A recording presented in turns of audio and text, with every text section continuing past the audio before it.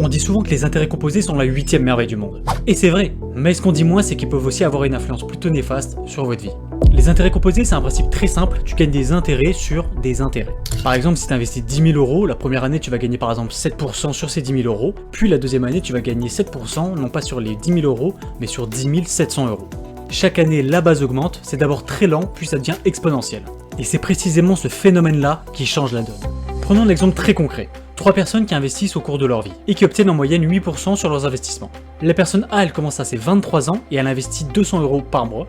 La personne B, elle commence 5 ans plus tard à ses 28 ans et elle investit également 200 € par mois. Et la personne C, elle commence également à investir à ses 28 ans, mais pour combler le retard, elle n'investit pas 200 € mais 300 € par mois. Du coup, 40 ans plus tard, à ses 63 ans, la personne A, elle aura atteint un capital de 621 000 € pour 96 000 € investis. La personne B, elle aura un capital de 487 000 €, soit 134 000 € de moins que la personne A, simplement parce qu'elle a commencé 5 ans plus tard. Et la personne C, elle, malgré un effort beaucoup plus important, elle atteint 620 000 € de capital à ses 63 ans, soit un petit peu moins que la personne A, mais en ayant investi 30 000 € de plus. Voilà ce que quelques années peuvent représenter. Et voilà pourquoi en ce qui concerne les intérêts composés, le temps est plus important que l'argent. Et du coup, quand tu comprends ça, normalement, tu as une réaction logique qui se met en place. Tu dis, ok, je vais épargner un petit peu, investir régulièrement, faire attention à mes dépenses, histoire d'utiliser à mon avantage ce principe des intérêts composés. Le mettre à profit, histoire de financer ma retraite ou autre. Ce qui est parfaitement sain. Tu mets de côté, t'anticipes pour ton futur, tu deviens plus responsable financièrement, tout va bien. Mais, pour certaines personnes, ça peut aller plus loin. Parce qu'il y a une autre chose que les intérêts composés permettent, c'est d'atteindre la liberté financière. Le Graal pour tout investisseur. Ou pour n'importe qui en vrai. Vivre uniquement de ses rentes, de ses placements, de ses investissements, ne plus avoir à subir un travail que l'on déteste, être véritablement libre. C'est la liberté. Et savoir que cette liberté, que cette véritable liberté financière est à portée de main, ça peut entraîner des dérives. Tiens, regarde ce tableau. Ce tableau représente le nombre d'années qu'il te faut pour atteindre la liberté financière en fonction de ton taux d'épargne. Pour ce tableau, il provient du livre Investir pour être libre de Mounir Lagoun, mais en vérifiant les calculs, je trouve que les données, même si elles sont quand même pas mal, sont quand même assez pessimistes. Prenons un exemple. Vous êtes un individu moyen, vous touchez 2000 € net. Alors c'est pas mes données perso, c'est l'INSEE qui le dit. Disons que vous voulez atteindre la liberté financière le plus vite possible. Du coup, vous épargnez un max. Vous investissez un max. Du coup, vous décidez d'investir 50% de vos revenus, ce qui est balèze, donc 1000 € par mois. En investissant chaque mois cette somme et en partant du principe que vous touchez 8% de rendement par an, eh bien vous obtenez en 12 ans un peu plus de 125 000 €. Et en fait, du coup, ce capital-là, il peut, toujours à 8% par an, vous permettre en fait d'avoir un rendement de 18 000 € par an. Ce qui fait un peu plus de 12 000 € si on enlève à peu près 30% de flat tax, ce qui fait un rendement d'un peu plus de 1000 € net par mois. Soit le montant de vos dépenses mensuelles, puisque vous touchez 2000 € mais vous en investissez la moitié, du coup vos dépenses c'est à peu près 50% de ça. C'est 50% de ça. Du coup, théoriquement, vous avez atteint la liberté financière. Vous n'avez plus besoin de bosser en théorie parce que vous avez vos rendements qui vous permettent en fait d'assurer toutes vos dépenses. Alors je précise que dans l'exemple que j'ai pris, c'est très short, c'est pas très conseillé de faire ça. Normalement, il faut quand même avoir un capital plus important parce que si jamais t'as des variations dans le marché, t'es quand même à l'abri, t'as quand même un petit rendement qui te permet de vivre. Mais voilà, du coup, c'était juste pour imager de la façon la plus efficiente possible, quoi. Et oui, 1000 € c'est pas beaucoup, c'est genre à peine le seuil de pauvreté peut-être, mais c'est genre le minimum viable pour avoir la liberté financière.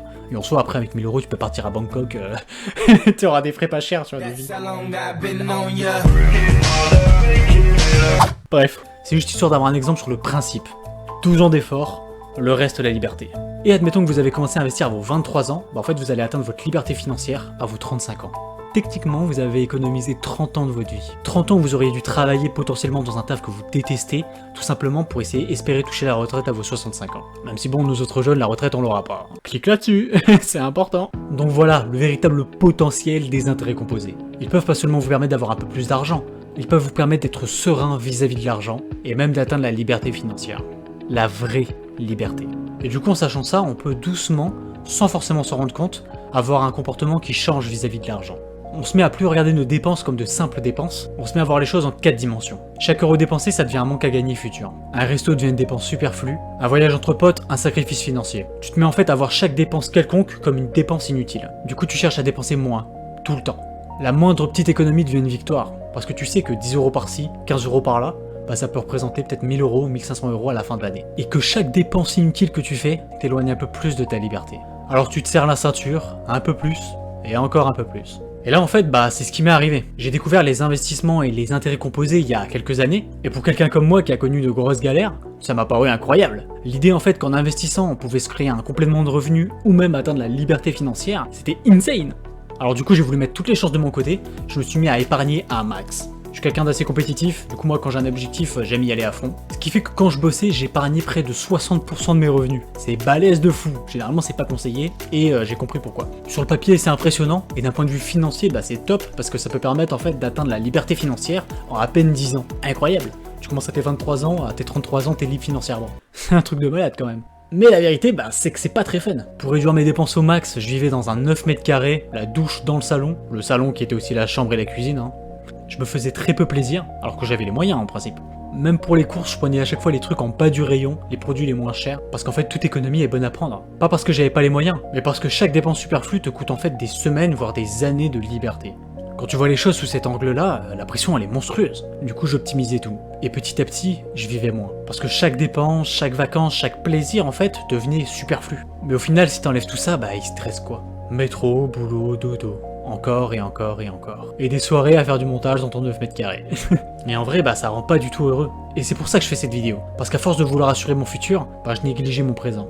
Et là je parle au passé, mais la vérité c'est que c'est toujours le cas. J'essaie de travailler là-dessus. Les intérêts composés sont puissants, mais ils ont cet effet secondaire, cette pression permanente. La pression de toujours vouloir investir plus, plus tôt, plus fort. Et cette pression elle est d'autant plus forte quand on a vécu la galère. Et qu'on sait qu'il y a cette liberté financière qui est à portée de main.